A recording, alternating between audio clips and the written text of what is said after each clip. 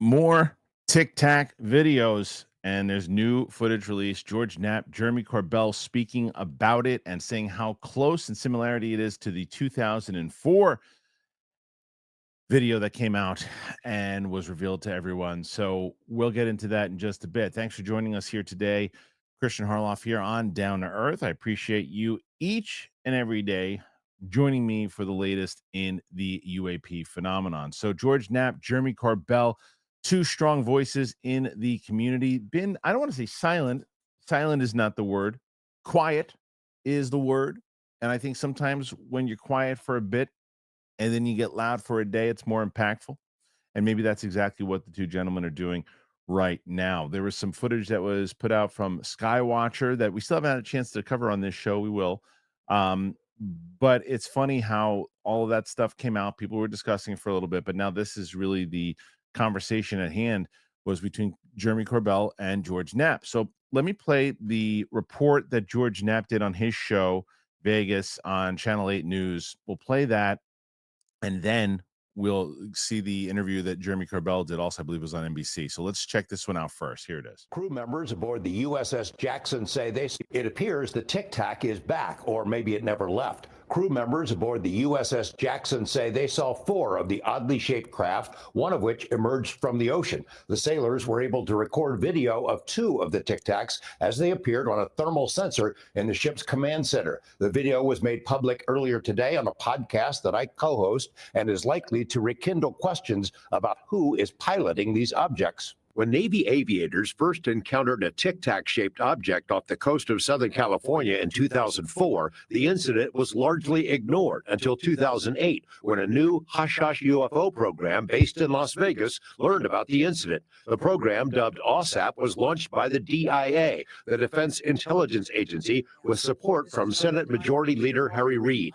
Bigelow Aerospace was the contractor. It turns out the 2004 Tic Tac is pretty much identical to the 2023 model. In February 2023, crew members aboard the Navy's USS Jackson saw an illuminated object emerge from the ocean off the coast of Southern California, in the same general area where the original Tic Tac was seen. Inside the ship's command center, sailors saw a familiar shape on their thermal sensor.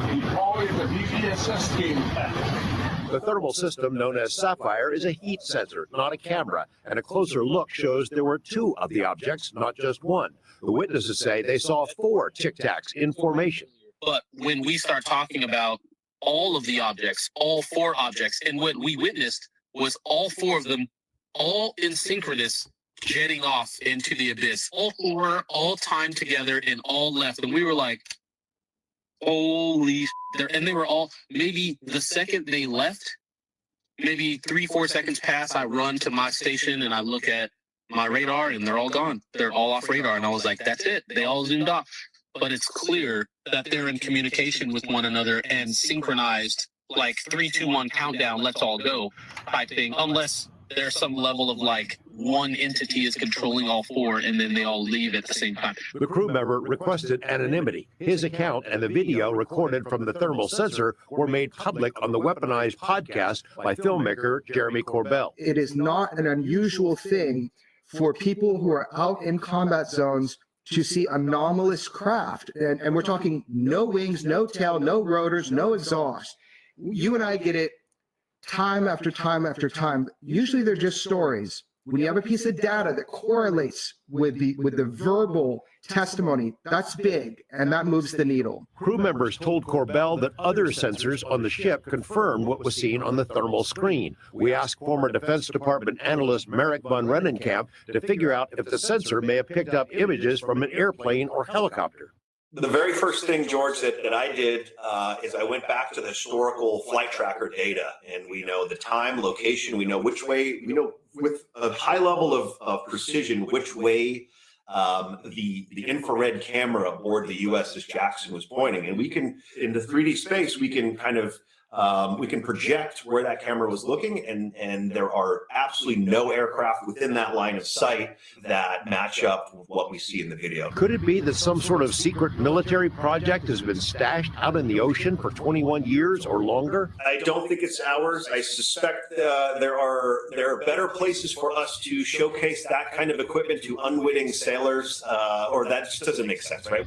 The new Tic Tac video was shared with the Navy aviators who encountered the first Tic Tac 21 years ago. David Fravor and Chad Underwood both said they were stunned by the similarities. So why was this incident not reported up the chain of command or to the Pentagon's UFO office, AARO? That's not clear. This is just the beginning, though, and we suspect Congress will be asking questions about the video and the incident. George Knapp, 8 News Now.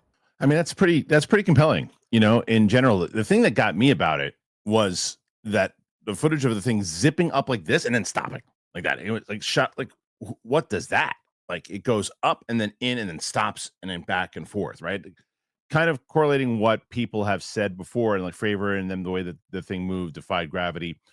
And I'm glad that they brought up that point, because it was a point I was going to make. Is like, how do we know that it wasn't just technology that we have been testing, that we've had? We talked about this, I think, on yesterday's show, about if you are indeed testing this kind of anti-gravity stuff that you've been testing forever, that it has been our type of stuff, that why we, you know, why isn't it possible that it could indeed be ours?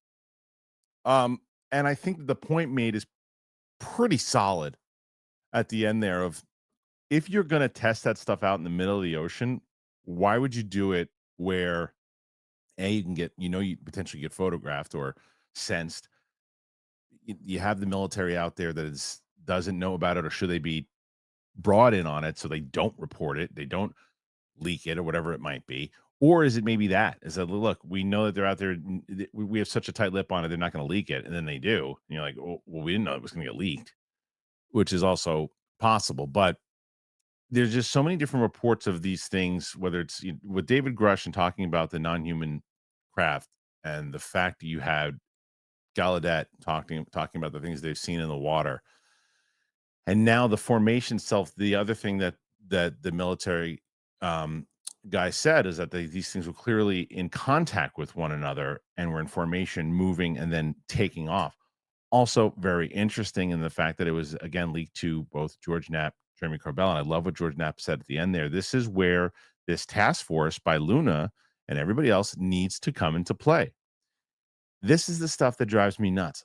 I get trying to get to the bottom of the JFK thing. I get it. I get trying to get to the bottom of the Martin Luther King assassination. I get all of the things that are pressing, the Epstein files. I get it.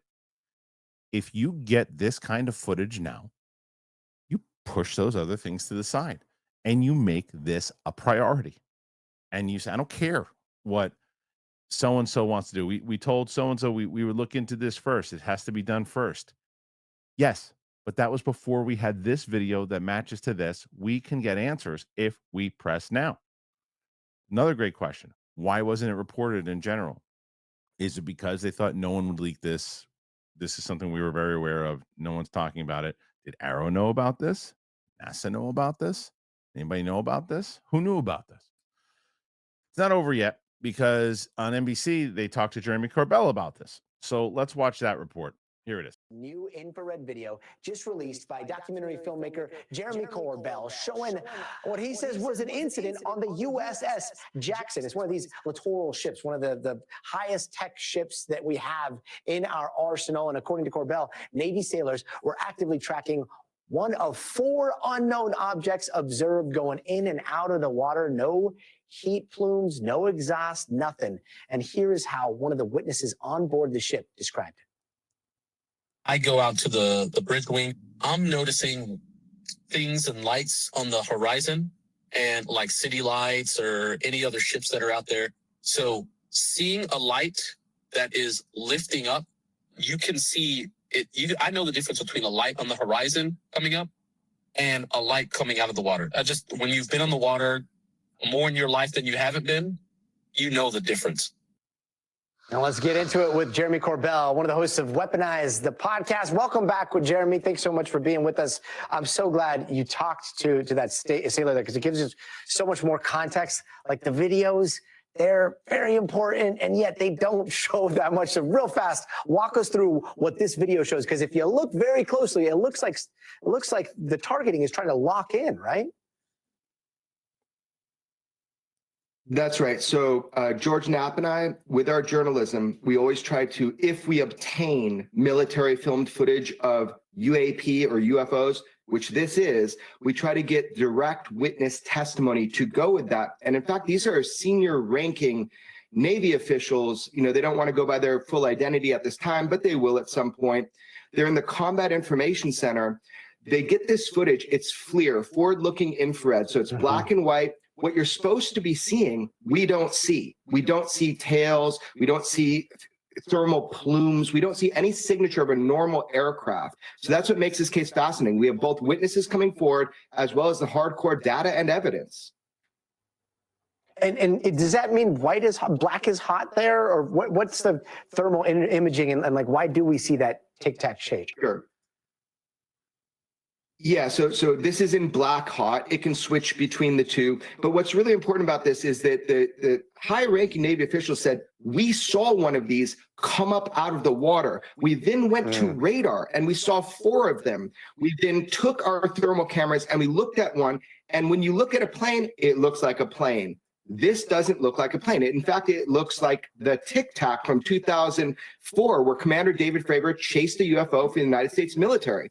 So look, it's tracked on radar, it's tracked on FLIR. We're lucky to have some of this footage that you're able to see now. But what you're not seeing, Gotti, is you're not seeing the typical signatures you'd see on an aircraft. This is a very unique propulsion system, it appears, from this footage. And again, people have come forward and risked to bring this footage to me and George Knapp. And as journalists, we have a duty to put it out after investigating it. I'm glad that it's out now. Okay, so this is not the first piece of footage that Jeremy Corbell and George Knapp have revealed before. I'm sure it won't be the last. The jellyfish was the last one. To be honest, I think this is more compelling.